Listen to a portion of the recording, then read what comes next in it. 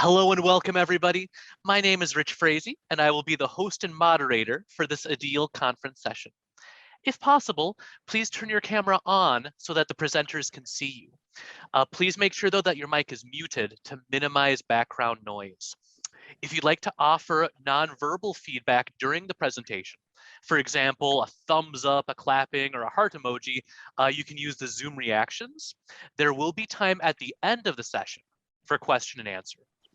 Do please note that by entering this Ideal session, you acknowledge that you are aware this session will be recorded and may be posted online with Ideal content. This session will utilize the Zoom live transcription function, which produces subtitles at the bottom of your screen. Please note that the accuracy of the transcription is contingent upon a variety of factors, including background noise and the clarity and volume of the speaker's voice. In the meantime, please thank you for joining us for this presentation, Developments in Virtual Learning Environments in the Global Workplace. And please join me in welcoming our presenters, Susan Luck, Stephanie Swartz, and Isabella Crawford. Thank you. So I'll go ahead and share the slides, right? And Susan, would you like to start us off? Oh, yes, I can.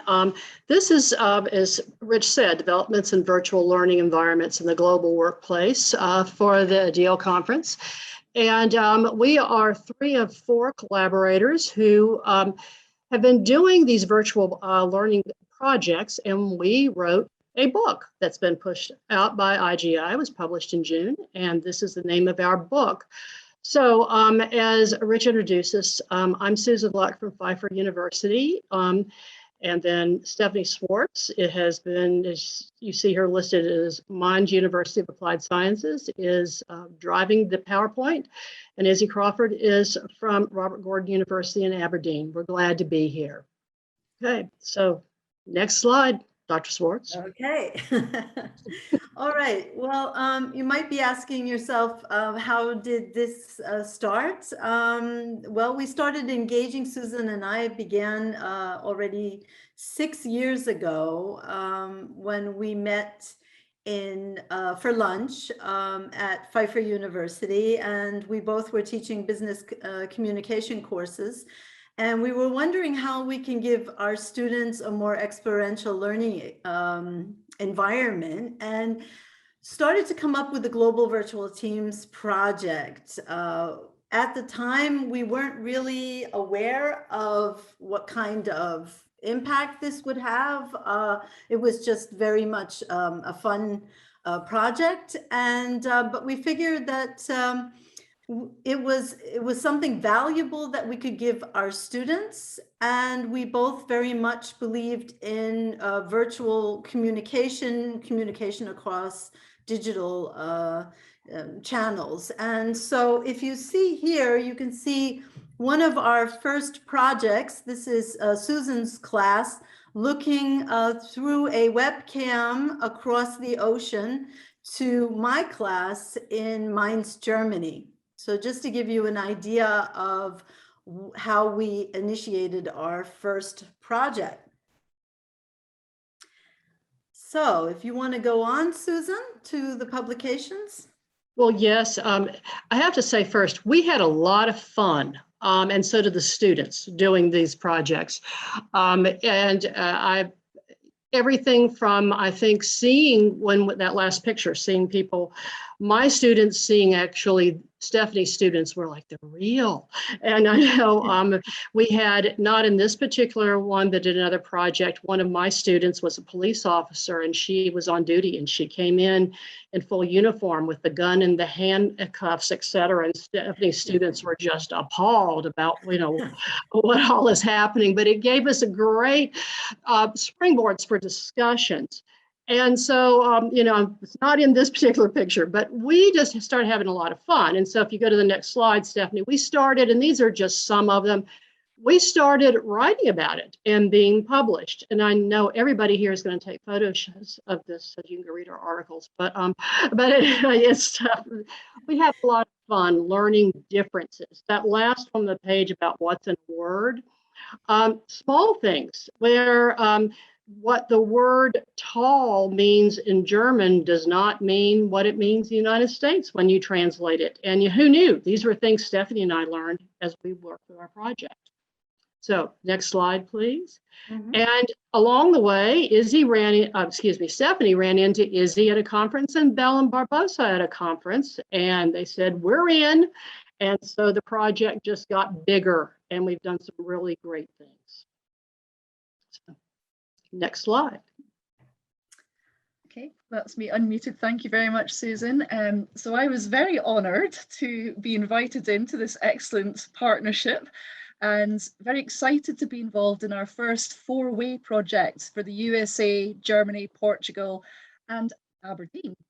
And this happened in the autumn of 2018. And we had students from each institution, which were very varied in background, undergraduate, postgraduate, different ages, disciplines, levels of experience, and especially different levels of English language proficiency as well.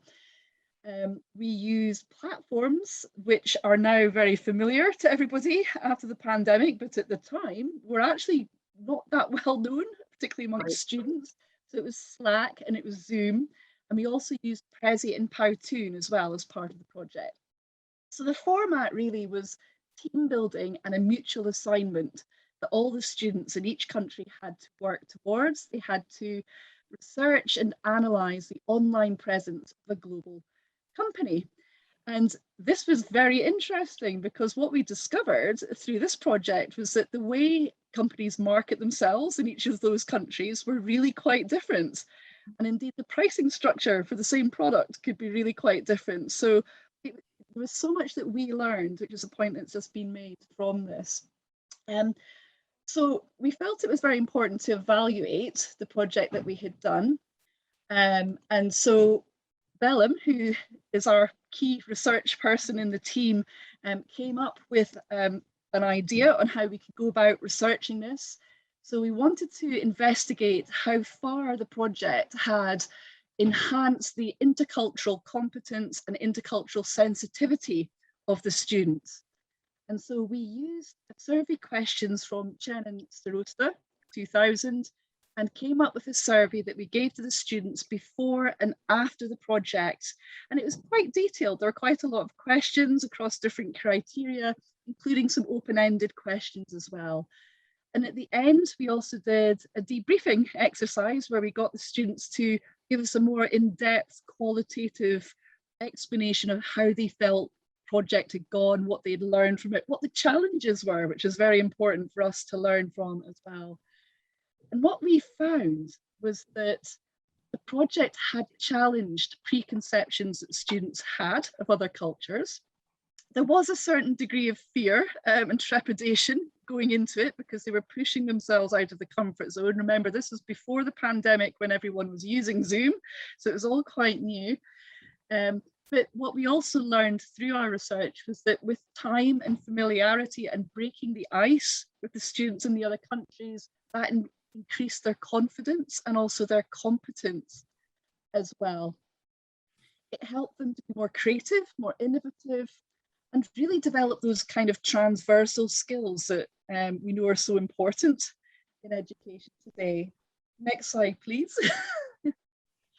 So following on from this project, we wanted to keep going with publishing, and we realised as well that we were actually part of a growing virtual exchange community globally, and in a particular area of it called Collaborative Online International Learning, or COIL, because it's a bit of a mouthful, so we'll probably call it COIL from now on, and discovered that there are lots of different institutions engaged in similar types of collaborative projects, online experiential learning, some of them involving live clients, some not.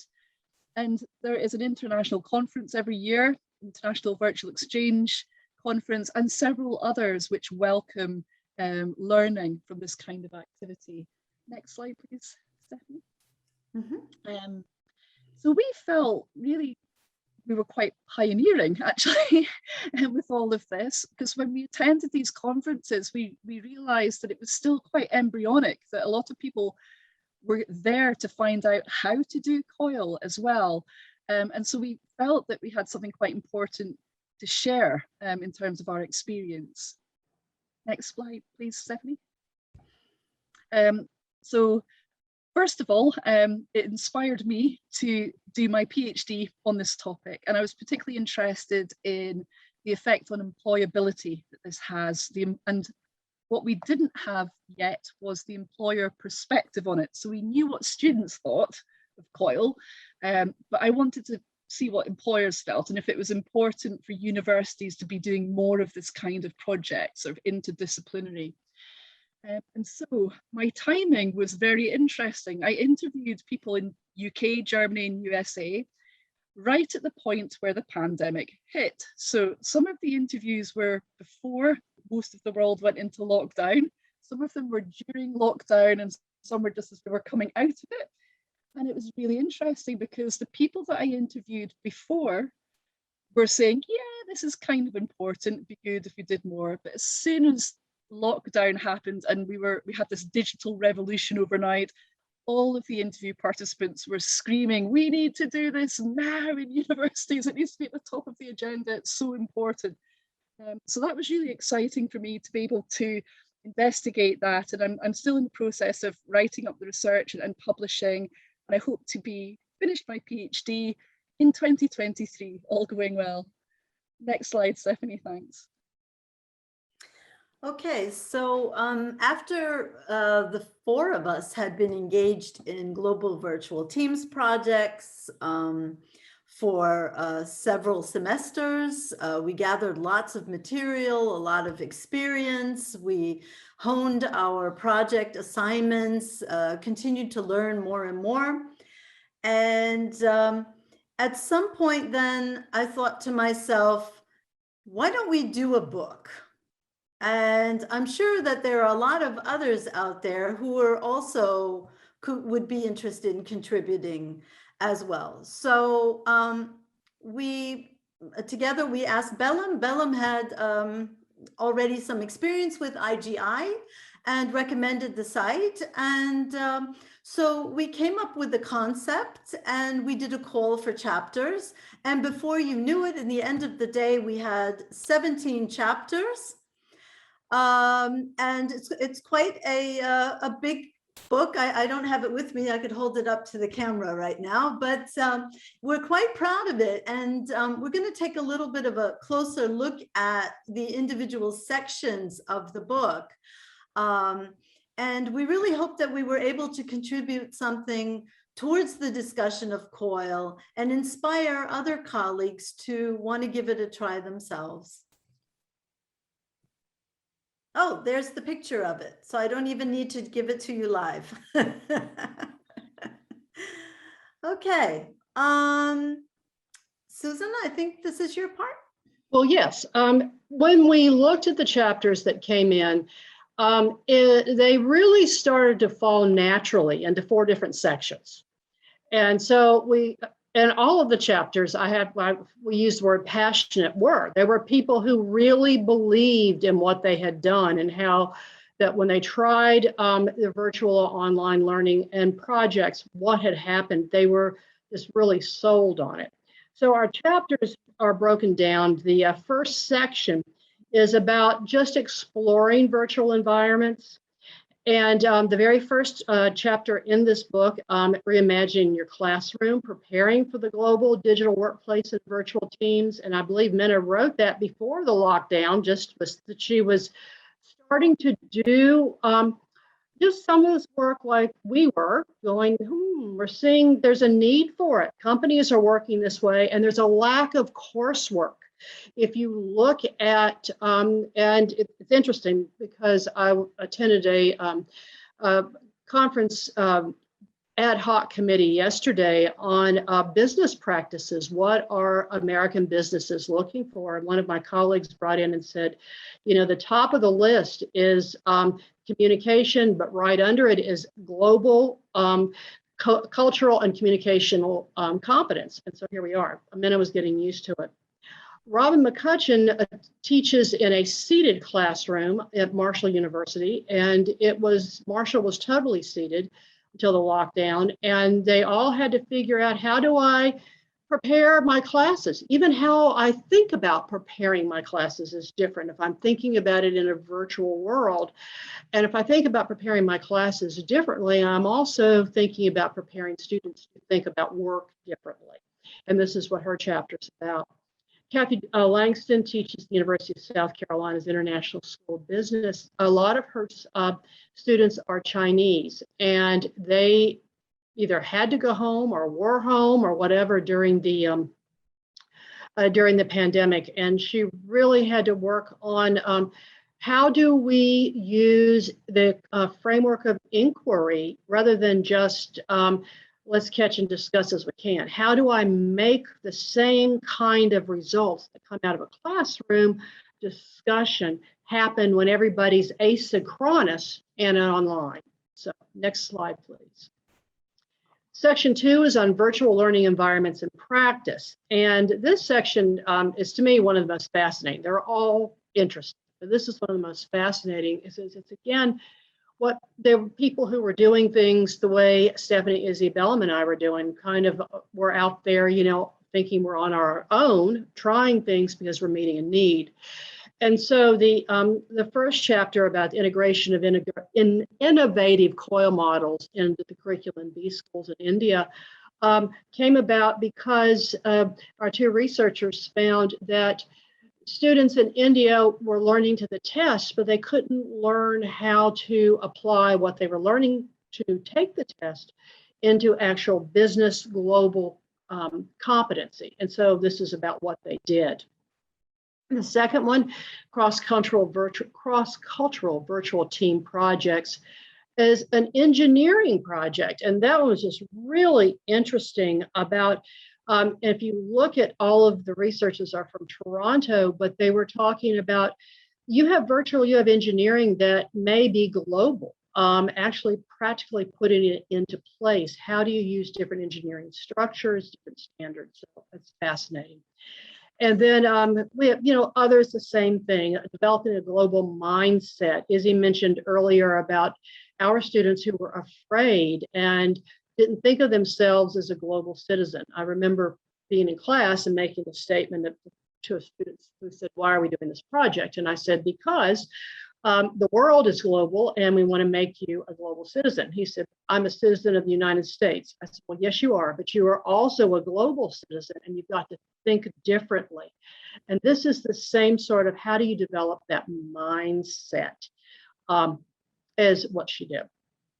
We have some other interesting ones, managing the international virtual teams.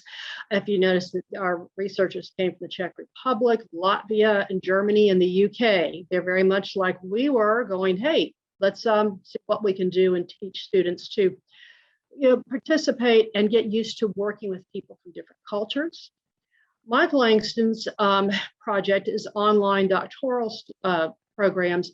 What's really interesting is the majority of these, he was starting to do virtual learning environments for people who were getting PhDs in pastoral counseling and religion.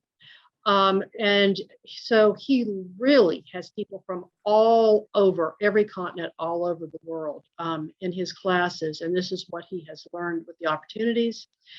And our last chapter in this one is innovative online strategies in the digitalized classroom. How can you leverage this distance education technology and the technology that we have available to teach students, not only to teach them the coursework that's expected by the accreditors in the university, but teach them the strategies and skills they'll need for the workplace. So next slide, and I think that's Izzy, right? Yes, thanks, Susan. So in this part of the book, it's looking more closely at virtual learning environments and employability. And the first chapter is my one, which I wrote, which is sharing the findings from my own PhD research, which I've told you a little bit more about, but I'm not going to give away too much because we want everyone to read the book. But it shares the key themes that came out of it, and also a new conceptual model to help employers and universities prepare their students for the workplace as well, based on the findings. The other chapters are providing their own experiences and case studies of COIL projects that they have done in other countries. So we have one which involves Baylor University and New Mexico State University, which is looking at short-term international virtual teams. So the length of time that a COIL project can extend over can vary from anything to a couple of weeks to a couple of months to a semester to a whole year. It really can vary. So these were examples of short ones that were successful. And what's really interesting in this chapter is it really tries to link it into the transversal skills that we know employers are looking for today in the digitized, globalized workplace. So it's moving it into that kind of sphere and identifying what does COIL bring to that? How does it do that? And also what's interesting across the chapters here is they do pick up on consistent themes in relation to transversal skill development. So you're looking at different pieces of research from different COIL projects around the world, all basically saying that yes, COIL can help do the following things in relation to preparation for the workplace. And then we have an example from Marcio. Oh, sorry. Which was on the previous slide, but that's okay. Sorry. It's okay. There. Yeah, I believe. Yeah, so it was Marcio on the previous slide. Can you go back one, Stephanie? Sorry, sure. Very quickly. Was looking at real world clients, and they had to develop a marketing plan for companies. And that's good because it's actually bringing it into sort of the real world. It's not a hypothetical project, which quite a lot of COIL projects will be. And I think from an employer perspective, they're quite keen that there is more real life projects brought into this kind of activity. Thanks, Stephanie. And we have a few other chapters in this section as well. One is connecting third space pedagogy of employability in Arabic language classes. So this is looking also at the language implications as well, in a completely different context. So the range and variety of case studies and examples is really outstanding in this book. I mean, it really is. It's truly global in its perspective. We have the other one, which is from Kimberly Josephson. No, from Pennsylvania, and that's looking at the competency gap from college to career. And one of the things that we've discovered is that there is often a mismatch between what students believe their competencies to be and what employers believe their competencies to be. And then the final one is why have virtual cooperation? And this is looking more specifically at the use of artificially intelligent work integration as a simulation. So it's quite a specific approach that's been used in the COIL project. So again, a very exciting range of different types of example to help people understand how COIL could prepare you for the workplace. Thanks, Stephanie. Sure, sorry about that. It's okay. Okay, and the last section sort of rounds it off in the sense that I think most people will agree that these collaborative global virtual team projects, virtual exchange, whatever you want to call it, that they're extremely beneficial for students. I think there's no real discussion about that it gives them an opportunity to develop the virtual intelligence, intercultural competence. The research has verified that, but we also did not want to neglect the fact that these kinds of projects also develop us professionally as instructors, as researchers. And so here, finishing off the book is the look at how these virtual teams projects, COIL projects, how they help develop faculty skills. And you might recognize some of the names here. Developing a virtual professional learning community for online faculty. I won't take away from, I want you to read the chapter, of course, but Alan Belcher, who was just retired from the University of Arizona Global Campus. And then you have Jennifer Robinson, Kelly Olson-Stewart, and Allison and Reif, who talk about their experience as a community how the online faculty develops their virtual professional skills. So I finished up, I'm sort of the caboose in the book, and I close it up with a chapter on faculty development through COIL. And I gathered up the email correspondence and the notes that I took during our many Zoom discussions and Slack chats, and took a look at all of that information. I also sent questions around to Susan, to Izzy, to Bella, and asked them what they thought about certain aspects. So for example, how they felt that COIL had benefited them. And I gathered up that information in sort of an ethnographic approach and used that to focus on what exactly are those things that COIL can offer us as professionals, as faculty, and as researchers. And like Susan already said in the beginning, each or pointed to the fact that Bellum was more the researcher of the group at the beginning, or the you know, some of us were more focused on the writing aspect, and others more on how to you know, what kind of a journal to focus on. Each of us had our different skills that we brought to the table and encouraged each other. Like for me, I was more a practitioner. I was more focused on the teaching aspect, and research seemed so far away from the days of my doctoral thesis.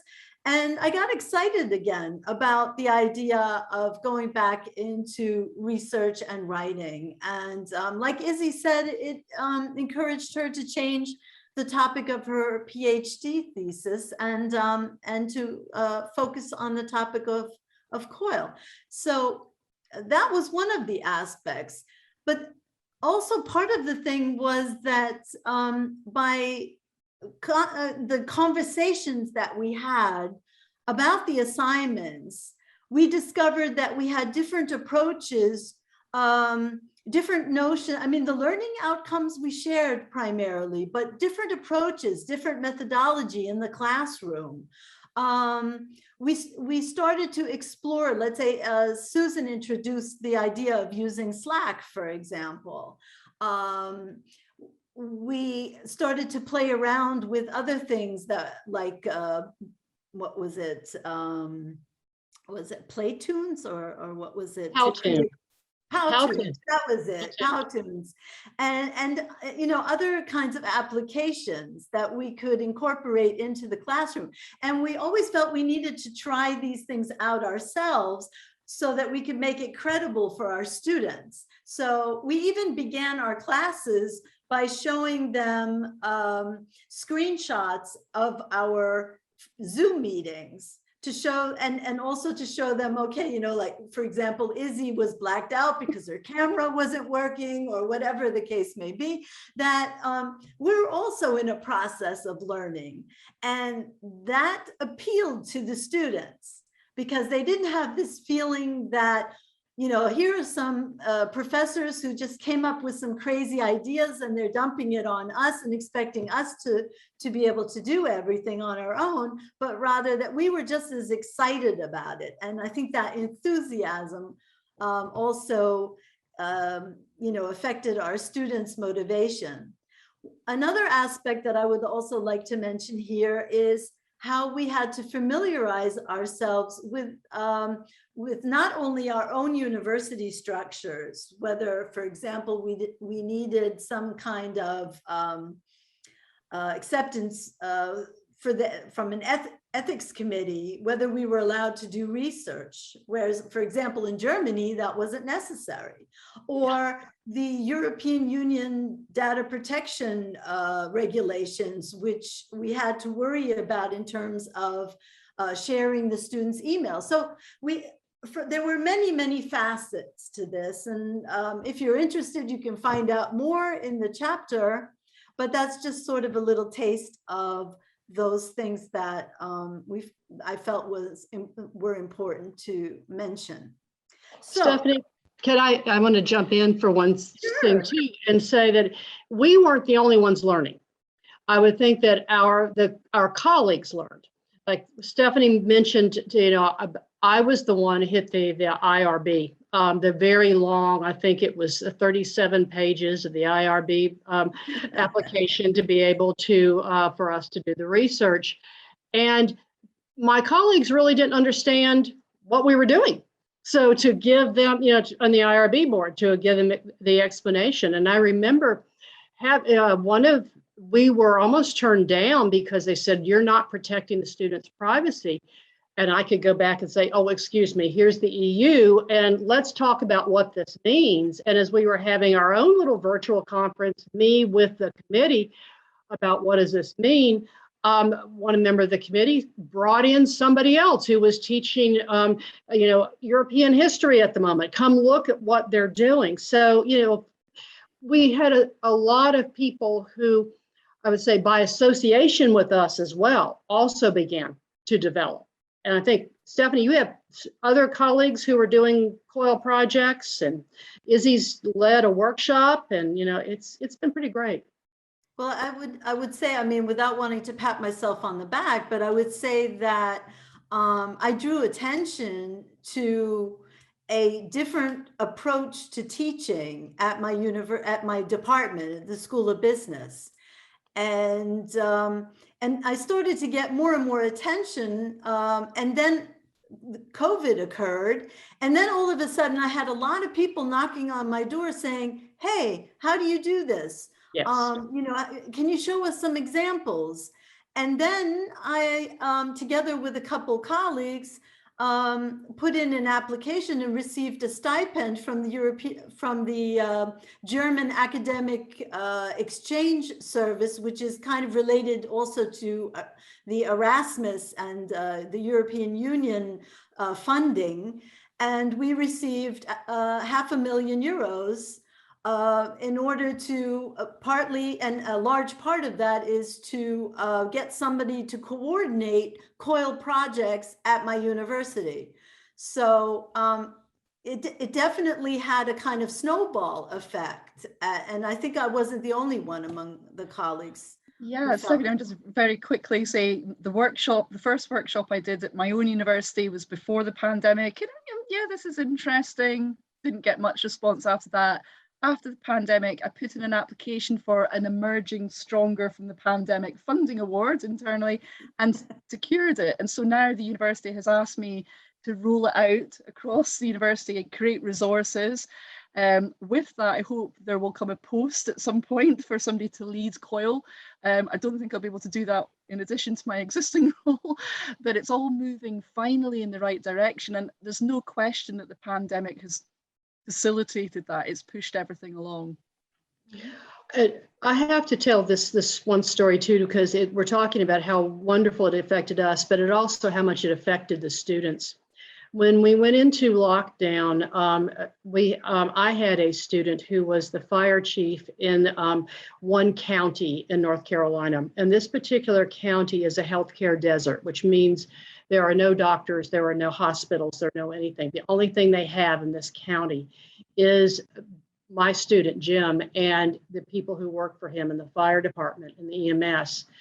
And he said that he got a panicked meeting from the county manager's office and to come to a meeting, and they walked in, and everyone who was in administration thought, how are we going to continue doing business? What are we going to do? And Jim said that because of our project and the use of Zoom and Slack and all of these other things, he says, I've got this. Let me teach you guys what we can do. And, and to me, that was a really great win, because it wasn't just for our class. It helped my student, the whole community from what we had done.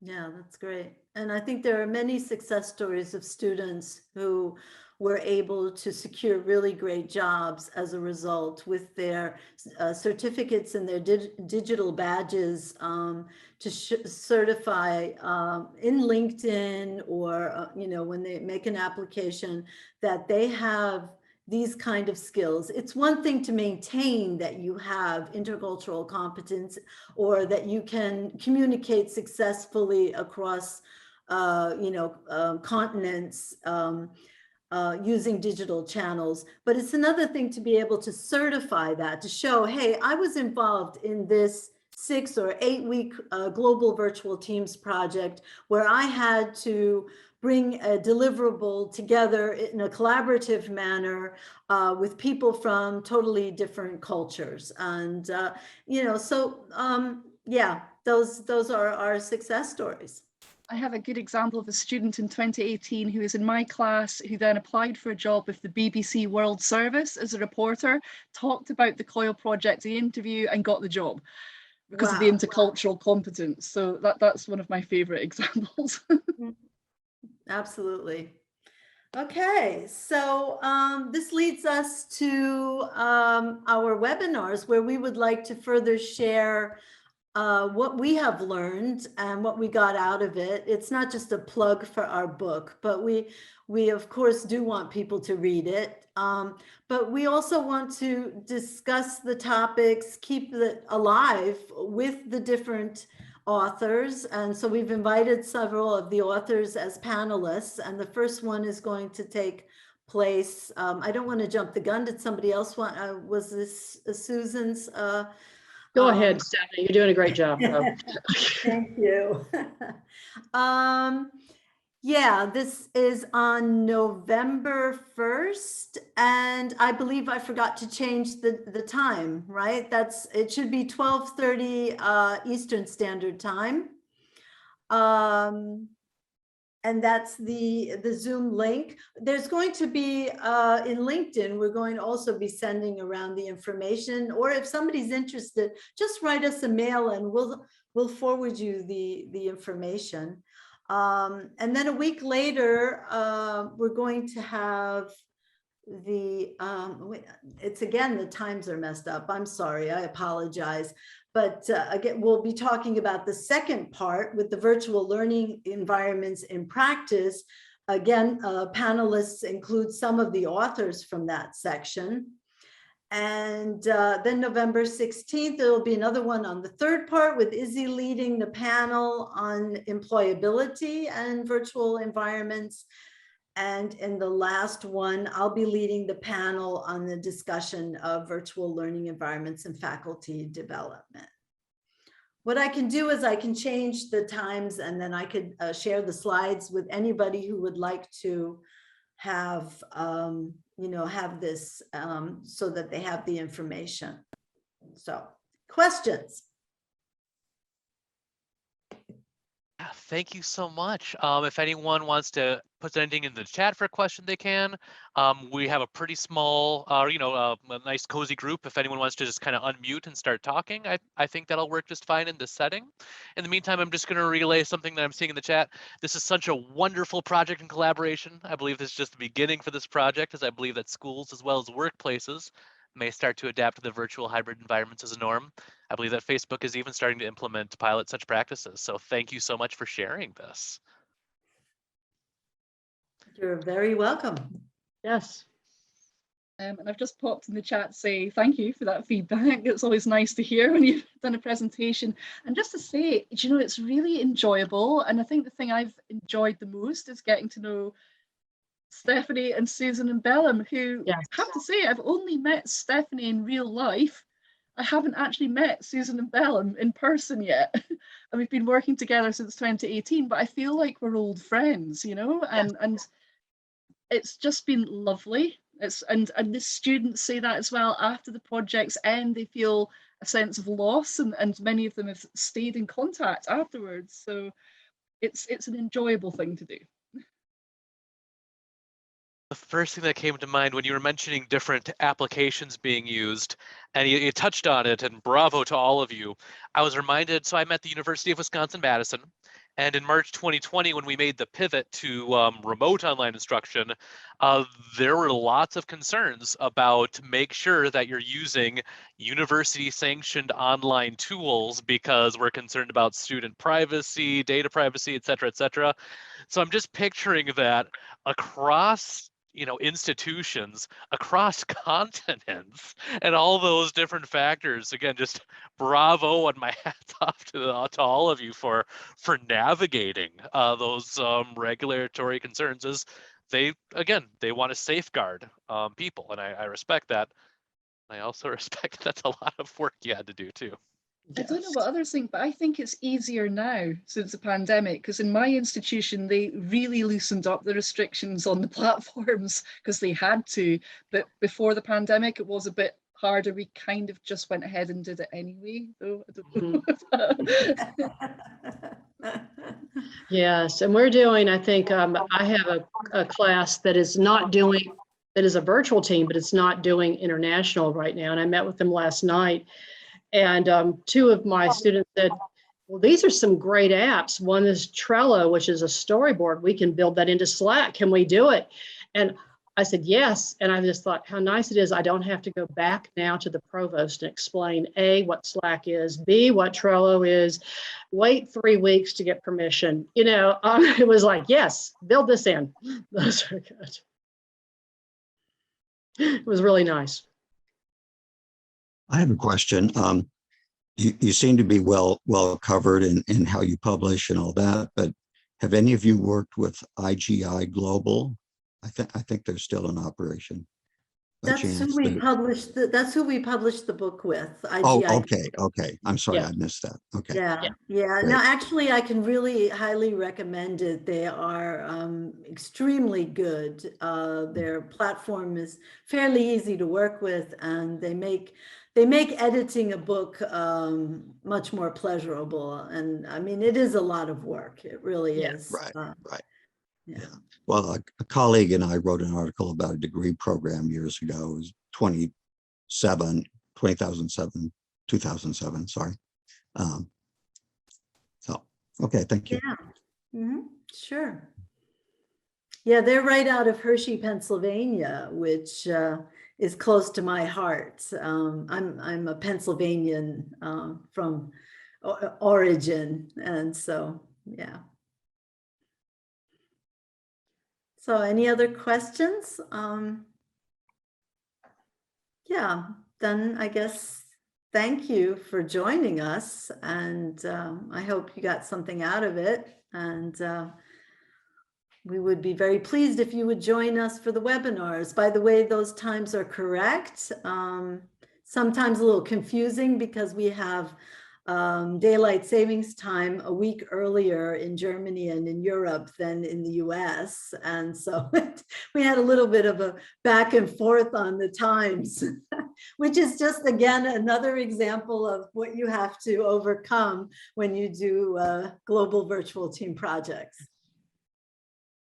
Well, I'll use this as a time. So thank you so much, Susan and Stephanie and Izzy. Thank you so much for this presentation. On a much smaller scale. So I live in Central Time in the United States. We're posting our times in Eastern Time. That alone is kind of throwing my mind for a loop. Throw in like different countries observing different daylight savings, and my continued hats off to all of you. But yeah, thank you all so very much. Thank you everyone for being a part of our IDEAL conference this year, for attending this session. We have just a little bit left in the conference. We have some informal roundtables. Kind of think like at a physical conference, you might just kind of sit at a table and gather with some people you just met and just have an informal conversation. That's what we're going for with the sessions in the next hour. We have some asynchronous portions included in the conference program, and then at 3 p.m. Eastern, we bid farewell to IDEAL's 29th annual conference. But thank you all very much, and enjoy what's left of the IDEAL conference. Thank you very much. Thank you.